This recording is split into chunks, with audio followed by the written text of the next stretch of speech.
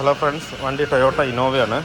ഇതിൻ്റെ കംപ്ലൈൻ്റ് എന്ന് വെച്ച് കഴിഞ്ഞാൽ എൻജിൻ ലോ ആർ പി എമ്മിൽ എന്ന് വെച്ച് കഴിഞ്ഞാൽ ഒരു 1500 RPM തന്നെ ഹൈ സൗണ്ട്, ഫാനിൻ്റെ സൗണ്ട് ഹൈ ആയിട്ട് കേൾക്കുകയാണ്. എന്ന് വെച്ചാൽ നമ്മൾ 30-40 കിലോമീറ്റർ സ്പീഡ് വരുമ്പോൾ തന്നെ എൻജിൻ ഭയങ്കരമായിട്ട് റേസ് ആവുന്ന പോലെ ഫീൽ ആവണം. പക്ഷേ എൻജിൻ റേസ് ആവുന്നതല്ല, ഈ ഫാൻ വർക്കിങ്ങിൻ്റെ സ്പീഡ് കൂടിയിട്ടാണ് ആ സൗണ്ട് വരുന്നത്. പൂന്ന് പറഞ്ഞിട്ടൊരു ഹെവി നോയ്സാണ് വരുന്നത്. അപ്പോൾ കസ്റ്റമർക്ക് അത് എൻജിൻ്റെ പ്രശ്നമാണോ എന്നുള്ളൊരു ഡൗട്ട് കൊണ്ടാണ് നമ്മുടെ അടുത്ത് വന്നത്. അതുപോലെ മേജർ സർവീസ് ഉണ്ട് അതിനകത്ത്. അപ്പോൾ നമ്മൾ നോക്കിയപ്പോൾ ഇതിൻ്റെ ഫ്ലൂയിഡ് ക്ലച്ച് പോയിരിക്കുകയാണ്. ഇതിന് അതുപോലെ തന്നെ ഇതിന് ഫ്ലൂയിഡ് കപ്ലിംഗ് എന്നും പറയും. ജെന്യൂൻ വേർഡ് ഇതിനകത്ത് ശരിക്കും ഫ്ലൂയിഡ് കപ്ലിംഗ് എന്നാണ്. എന്താണെന്ന് വെച്ച് കഴിഞ്ഞാൽ നമ്മൾ ടൊയോട്ടയുടെ ബോക്സിലൊക്കെ നോക്കിക്കഴിഞ്ഞാൽ അങ്ങനെയാണ് കാണുക. ഇപ്പോൾ ഇത് ഫുള്ള് സ്റ്റക്കാണ്. ഇത് പഴയതാണ്. നമ്മൾ തിരിക്കുമ്പോൾ ഒട്ടും തിരിയുന്നില്ല, ഇത് മൊത്തം സ്റ്റക്കായി നിൽക്കുകയാണ്. അപ്പോൾ അതുകൊണ്ടാണ് നമ്മൾ എൻജിൻ്റെ RPM അനുസരിച്ച് ഫാനും വർക്ക് ചെയ്യുന്നത്. ഇത് നമ്മളിപ്പോൾ പുതിയത് മാറ്റിയതാണ്, ഫ്ലൂയിഡ് കപ്ലിംഗ് മാറ്റിയതാണ്. ഇത് ഔട്ടർ മാർക്കറ്റാണ് ഇപ്പോൾ നമ്മൾ മേടിച്ചിട്ടിരിക്കുന്നത്, ജെന്യൂൻ അല്ല. കൂൾ പ്ലസ് എന്ന് പറഞ്ഞൊരു കമ്പനിയാണ് ഇതിനകത്ത് വരുന്നത്. അപ്പോൾ ഇത് കണ്ടോ, ഇതിൽ തിരിയുന്നത് കണ്ടോ, അങ്ങോട്ടും ഇങ്ങോട്ടും ഫ്രീ ആയിട്ട് തന്നെ തിരിയുന്നുണ്ട്. എന്നാലും ഒരു ടെൻഷൻ ഉണ്ടാവും, ഒരു ടൈറ്റ് ഉണ്ടാവും ഇതിനകത്ത്. ആ ടൈറ്റ് വേണം, എന്നാലും കറക്റ്റായിട്ട് അതിനകത്ത് തിരിയുന്നുണ്ട്. അതുപോലെ തന്നെ ഇതിൻ്റെ വർക്കിംഗ് വരുന്നത്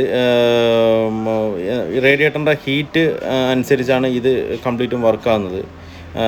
എങ്ങനെയാണെന്ന് വെച്ച് കഴിഞ്ഞാൽ റേഡിയേറ്റർ ഹീറ്റ് ആകുമ്പോൾ ഈ കപ്ലിങ്ങിൻ്റെ സെൻറ്ററിൽ ഒരു കോയിൽ വരുന്നുണ്ട്.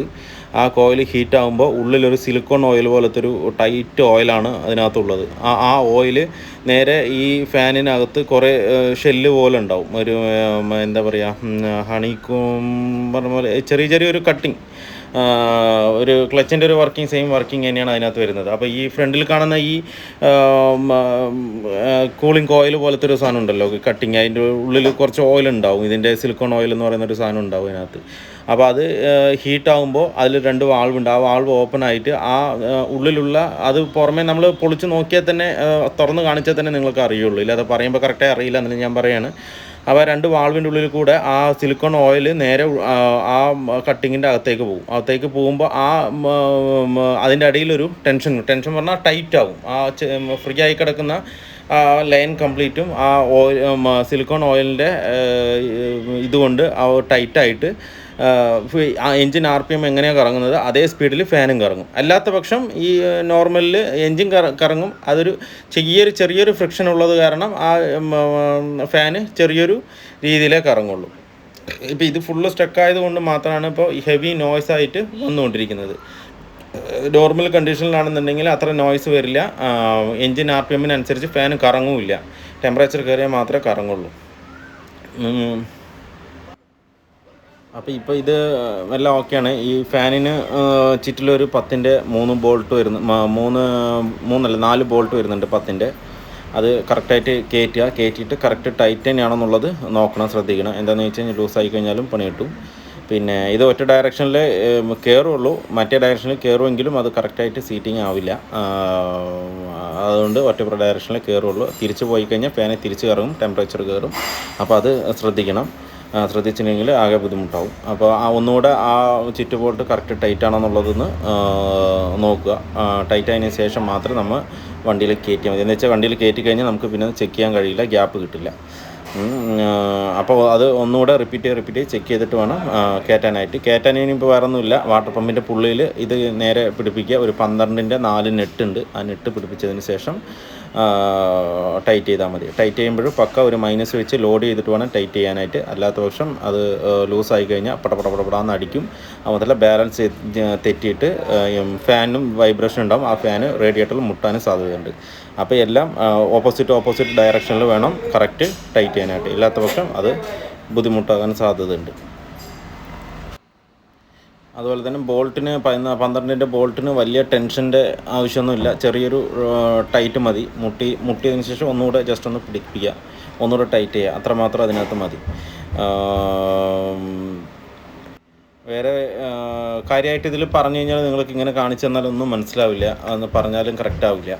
അപ്പോൾ അതുകൊണ്ട് ഞാൻ ആ പഴയ ഫ്ലൂയിഡ് കപ്ലിംഗ് ഓപ്പൺ ചെയ്തിട്ട് ഞാൻ അതിൻ്റെ ഉള്ളിലുള്ള വർക്കിംഗ് എങ്ങനെയാണ് അത് എങ്ങനെയാണ് എന്താണ് പ്രവർത്തനം എന്നുള്ളത് ഞാനൊരു വീഡിയോ ആയിട്ട് ഞാൻ കറക്റ്റ് ഞാൻ പറഞ്ഞുതരാം. ഇതിലിട്ട് കഴിഞ്ഞാൽ ഒരുപാട് ലെങ്ത്തും ആകും, അത് ഒരുപാട് ബുദ്ധിമുട്ടാണ്.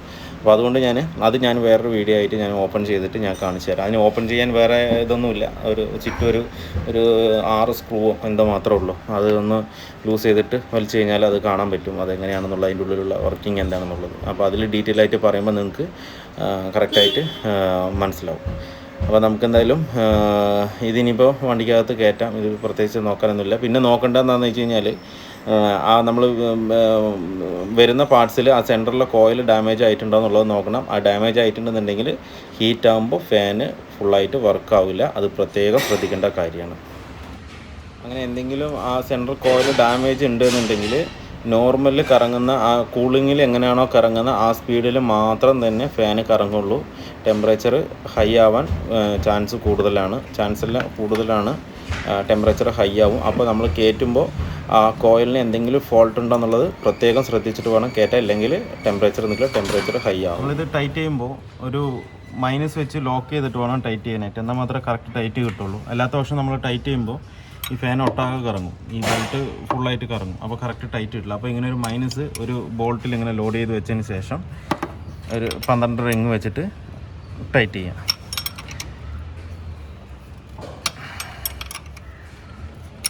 നമുക്ക് ഒരെണ്ണം ലോഡ് ചെയ്ത് 2 ബോൾട്ട് കറക്റ്റായിട്ട് ടൈറ്റ് ചെയ്യാൻ പറ്റും അതിനകത്ത്. ഇനി നമ്മൾ തിരിച്ചതിന് ശേഷം അടുത്ത 2 ബോൾട്ടും കൂടെ ടൈറ്റ് ചെയ്യാം. എല്ലാ ബോൾട്ടും 4 ബോൾട്ടും കറക്റ്റ് ടൈറ്റ് ആണോ ഇല്ലാന്നുണ്ടെങ്കിൽ ബാലൻസ് ബുദ്ധിമുട്ടാവും.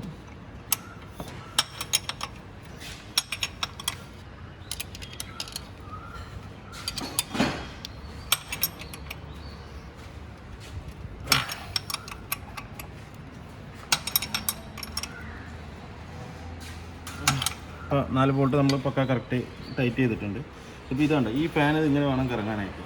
നേരത്തെ ആ ഫാന് കറങ്ങുന്നില്ല, ഇതുണ്ട്, ഇങ്ങനെ ഫ്രീ ആയിട്ട് കറങ്ങണം. ഇതിൽ വേറൊരു കംപ്ലയിൻറ്റും കൊണ്ട് വരും. വണ്ടി സ്റ്റാർട്ട് ചെയ്ത് കഴിഞ്ഞാൽ എൻജിൻ വൈബ്രേഷൻ വരും. എൻജിൻ മൗണ്ട് പോയ പോലെയുള്ള വൈബ്രേഷൻ ഉള്ളിലുണ്ടാവും. അതും ഈ ഫാനിൻ്റെ കംപ്ലയിൻറ്റ് കൊണ്ട് തന്നെയാണ് അത് വരുന്നത്. ഇതിൻ്റെ ബാലൻസ് തെറ്റിയിട്ടാണ് ആ വൈബ്രേഷൻ വരുന്നത്. അത് നമുക്ക് മനസ്സിലാക്കേണ്ടത് എങ്ങനെയാണെന്ന് വെച്ച് കഴിഞ്ഞാൽ നമ്മളിങ്ങനെ പിടിക്കുക ഇതിനകത്ത്. ഇത് ആദ്യം തിരിയുന്നുണ്ടെന്ന് നോക്കണം. തിരിയുന്നുണ്ടെങ്കിൽ മാത്രമേ പിടിച്ചാൽ കറക്റ്റ് ആവുള്ളൂ. കപ്ലിംഗ് പോയിട്ട് സ്റ്റക്കായി നിൽക്കുകയാണെന്നുണ്ടെങ്കിൽ പിടിച്ച് കഴിഞ്ഞാൽ കൈയും കൊണ്ട് പോകും. അപ്പോൾ ഇത് ഫ്രീ ആയിട്ട് കറങ്ങുകയാണെന്നുണ്ടെങ്കിൽ ഇതിനെ ഇങ്ങനെ പിടിച്ചിട്ട് വണ്ടി സ്റ്റാർട്ട് ചെയ്ത് കഴിഞ്ഞ് കഴിഞ്ഞാൽ ആ വൈബ്രേഷൻ നിൽക്കും. ഇതിൻ്റെ കംപ്ലയിൻറ്റ് കൊണ്ടാണ് വൈബ്രേഷൻ ഉള്ളതെന്നുണ്ടെങ്കിൽ ആ വൈബ്രേഷൻ നിൽക്കും. പിന്നെ അതിനുശേഷം നമ്മൾ കൈ എടുത്ത് കഴിഞ്ഞ് കഴിഞ്ഞാൽ ആ കറങ്ങുമ്പോൾ ആ വൈബ്രേഷൻ വീണ്ടും അതിനകത്ത് വരും. അപ്പോൾ നമുക്ക് മനസ്സിലാക്കി ഇതിൻ്റെ കപ്ലിംഗ് പോയതാണെന്ന്. അപ്പോഴും നമ്മൾ ഈ ഫ്ലൂയിഡ് കപ്ലിംഗ് അല്ലാന്നുണ്ടെങ്കിൽ ക്ലച്ച് ഫ്ലൂയിഡ് തന്നെയാണ് നമ്മൾ മാറ്റുന്നത്. ഈ സംഭവം തന്നെയാണ് മാറ്റുന്നത്. അപ്പോൾ ഈ വൈബ്രേഷൻ കംപ്ലീറ്റും സോൾവ് ആവും.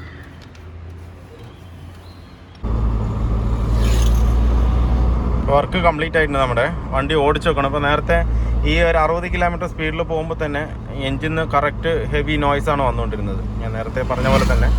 ഇപ്പോൾ അത് പെർഫെക്റ്റ്ലി ഓക്കെയാണ്. ഇപ്പോൾ സൗണ്ടുകളൊന്നുമില്ല.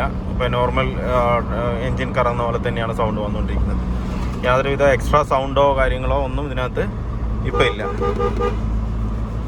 അപ്പോൾ വീഡിയോ ഇഷ്ടമായ എല്ലാവരും ലൈക്ക് ചെയ്യുക, ഷെയർ ചെയ്യുക, അതുപോലെ തന്നെ സബ്സ്ക്രൈബ് ചെയ്യുക. സബ്സ്ക്രൈബ് ചെയ്യാതെയാണ് വീഡിയോ കാണുന്നുണ്ടെങ്കിൽ എല്ലാവരും ഒന്ന് സബ്സ്ക്രൈബ് ചെയ്ത് ഒന്ന് സപ്പോർട്ട് ചെയ്യുക. അപ്പോൾ അടുത്തൊരു വീഡിയോയിൽ കാണുന്നവരെ എല്ലാവർക്കും ബൈ.